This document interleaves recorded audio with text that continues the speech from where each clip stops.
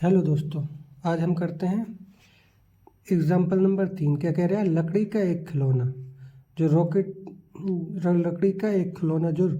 एक शंकु के आकार का है जो एक बेलन पे अध्यारोपित है, जैसा कि आकृति 12.8 में दर्शा गया है। संपूर्ण रॉकेट की संपूर्ण ऊंचाई 26 सेंटीमीटर है, जबकि शंक्वाकार भाग की ऊंचाई 6 सेंटीमीटर है। शंक्वाकार भाग के आधार का व्यास 5 सेंटीमीटर और बेलनाकार भाग का व्यास 3 सेंटीमीटर। यदि शंक्वाकार भाग पर नारंगी रंग किया जाना है और बेलनाकार भाग पर पीला रंग किया जाना है, तो प्रत्येक रंग द्वारा रॉकेट पर आने जाने वाले भाग का क्षेत्रफल ज्ञात कीजिए। पाई बराबर 3.1 लीजिए।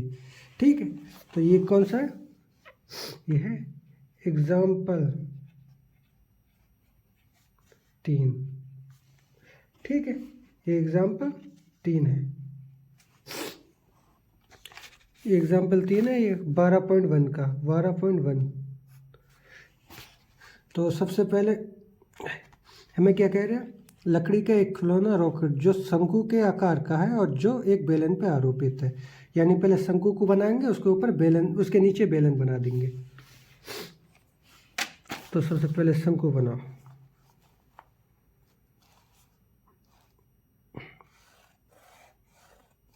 ये शंकु बन गया।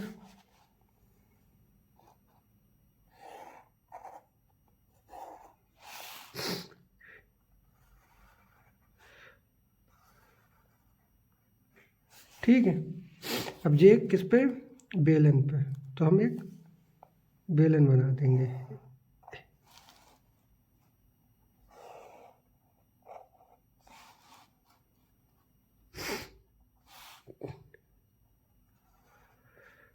ये हमारा क्या हो गया? बेलन। ठीक है, ये बेलन पे आरोपित हो गया। अब आगे पढ़ो। रॉकेट की संपूर्ण ऊंचाई, यानी इस रॉकेट की पूरी संपूर्ण ऊंचाई कितनी है? 26 सेंटीमीटर। तो हम इसकी संपूर्ण ऊंचाई लिख देंगे 26 सेंटीमीटर। ठीक है, संपूर्ण ऊंचाई कितनी है? 26 सेंटीमीटर। और आगे पढ़ो। जबकि शंक्वाकार भाग की ऊंचाई, यानी खाली ये शंकु की ऊंचाई कितनी है? 6 सेंटीमीटर।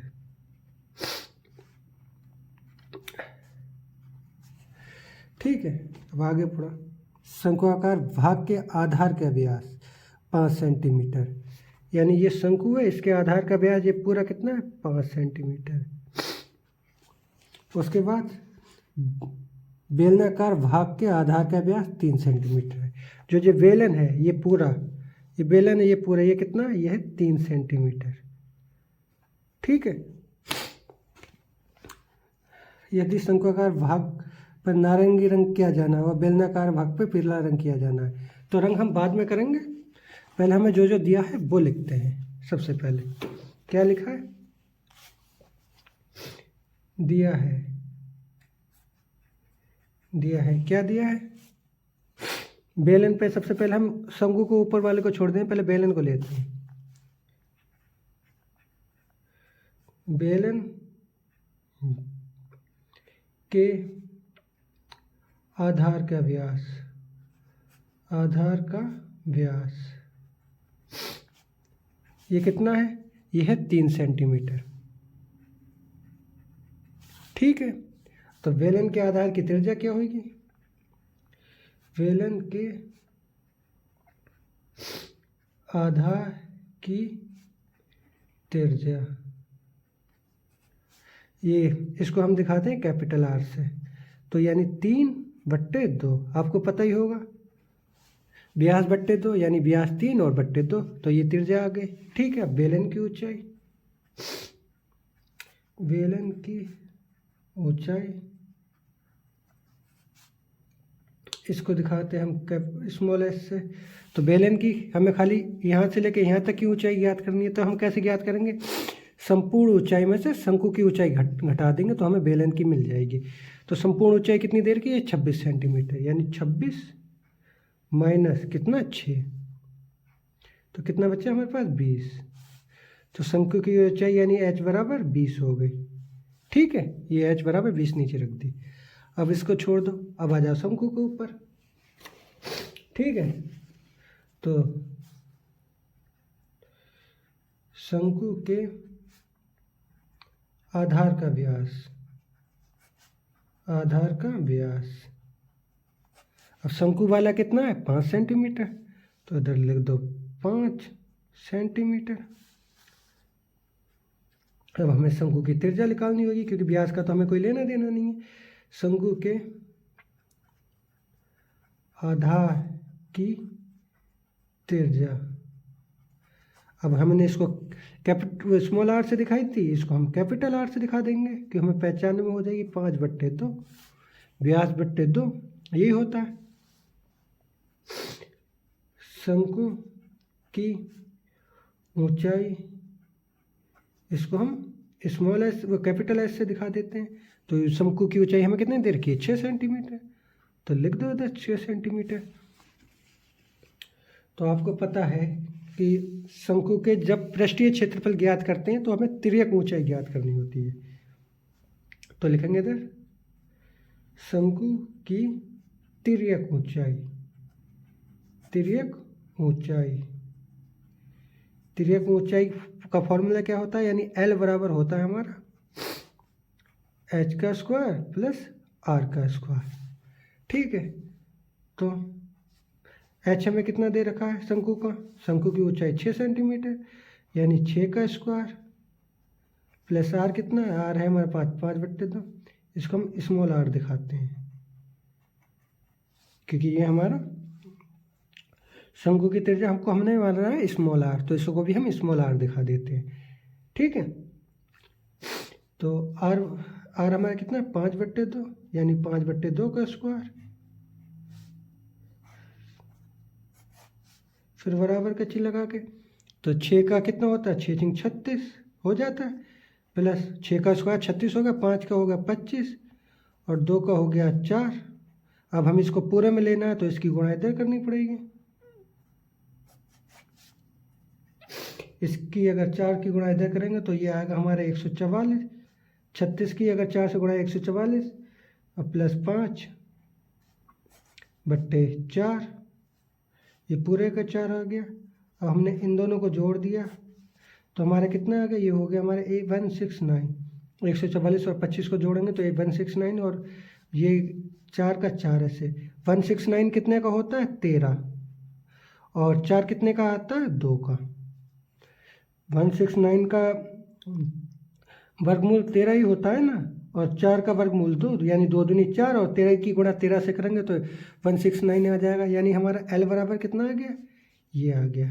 ठीक है, इतना आ गया। अब आगे बढ़ो, अब हमें करना क्या है,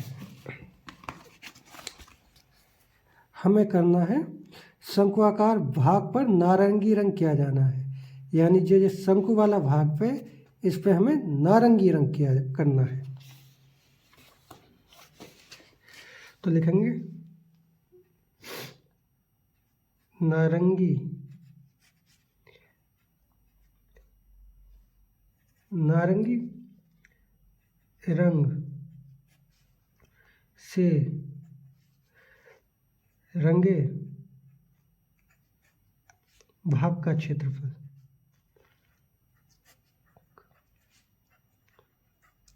क्षेत्रफल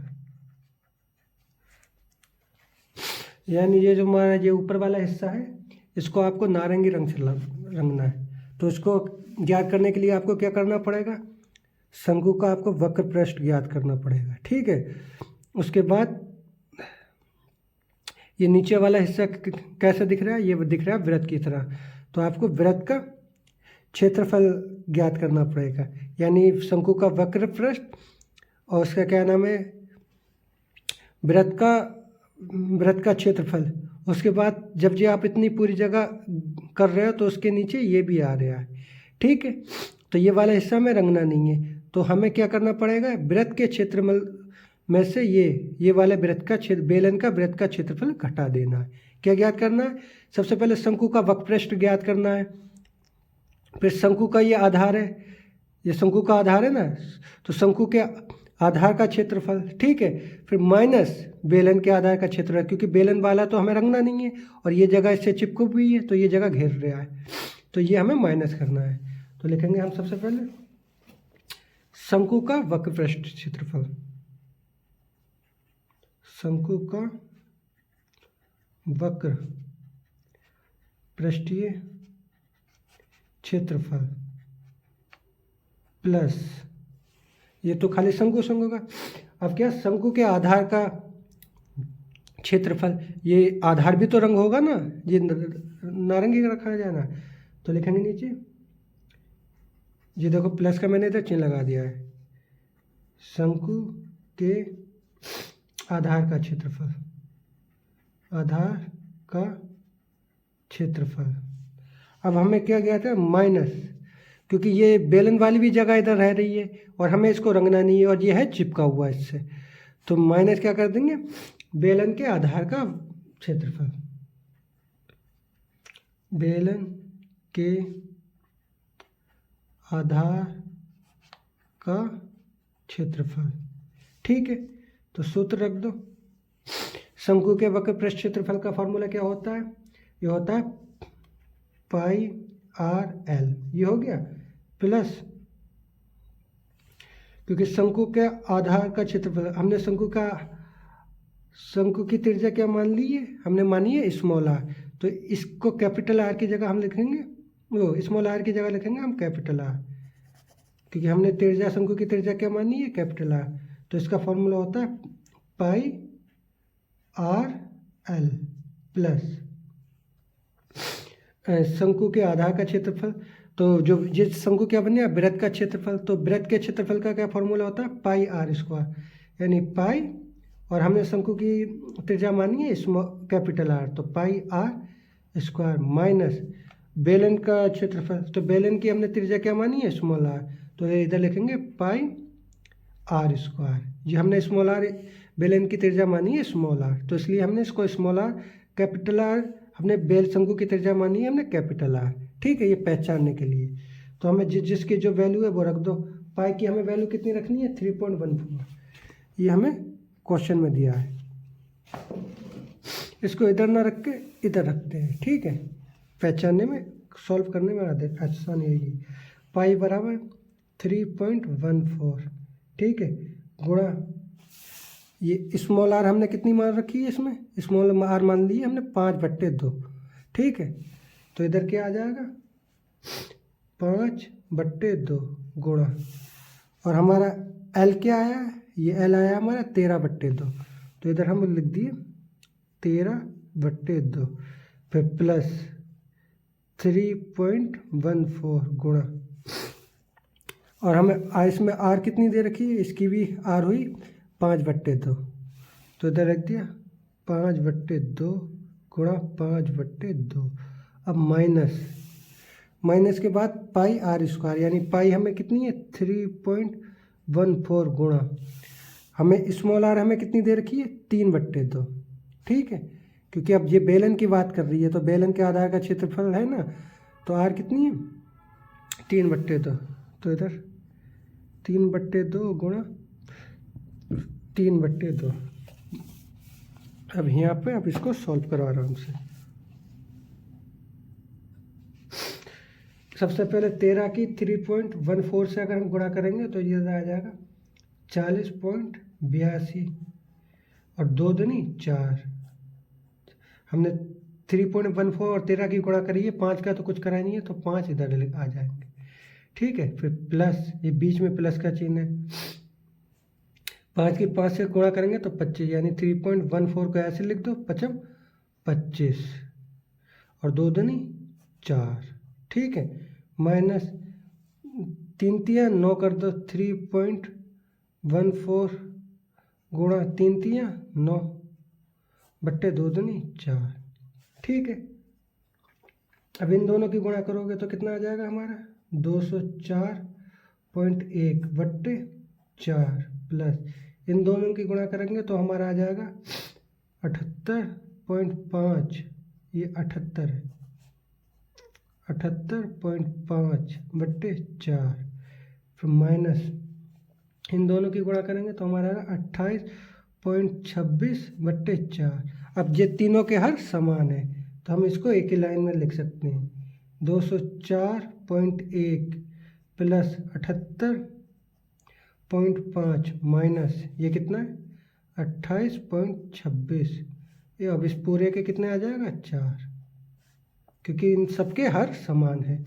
तो अब हम इन सबको जोड़ेंगे तो हमारा कितना आएगा, इन दोनों का अगर हम जोड़ते हैं 204.1 और 78.5 को अगर हम जोड़ेंगे तो हमारा आएगा 282.6 माइनस ये 28.26, ऐसे कैसे रहेगा बट्टे 4। अब इन दोनों को अगर इसमें से 282.6 में से 28.26 घटाएंगे तो हमारा आएगा 254.35 बट्टे 4। अब इससे हम इसको काटते हैं, इस पूरे को काटते हैं तो हमारा आंसर आएगा इससे इसको काटने पे हमारा आंसर आएगा 63.58 सेंटीमीटर। ठीक है, अब हमें क्या ज्ञात करना है, अब हमें ज्ञात करना है बेलना वाले भाग को पीले रंग से रंगा जाना, यानी अब इस वाले बेलन वाले भाग को पीले रंग से रंगा जाना। तो लिखेंगे पीले, साफ साफ आ रही है ना, पीले रंग से रंगे जाने वाले भाग का क्षेत्रफल, यानी पीले रंग से रंगे जाने वाले भाग का क्षेत्रफल।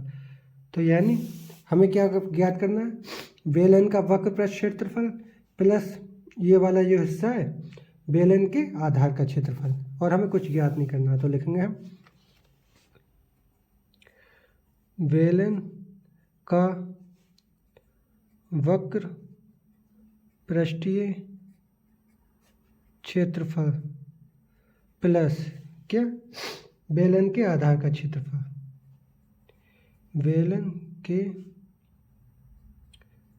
आधार का क्षेत्रफल।